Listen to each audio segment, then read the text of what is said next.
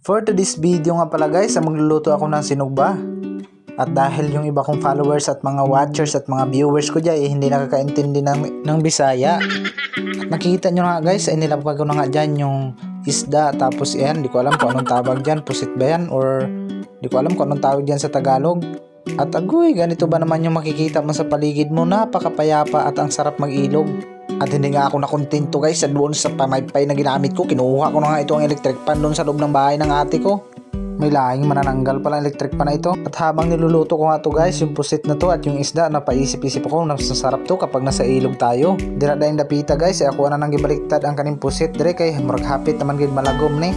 At kung nakikita nyo na nga dyan guys, ay pumupula-pula na nga itong pusit. Tara, let's go! Niya. Kung direng napita dahil guys, ay humanantaran, pass forward na dayon. Kag din pass forward, mamtani ko sa oras ng video ha. Hab time!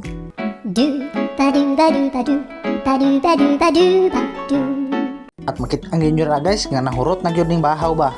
Grabe, bisag panos na, basta malot lang dyan po sa ngipon, akit dyan po ng bahawan na, kay kanami ba naman sa sudan, makita ninyo, tanawa. Oh, napay ga bilog-bilog, napay isda, unya napay sawsawan nga 40 ka overload gid kayo guys. Pag inggit, pikit. Overload na sawsawan.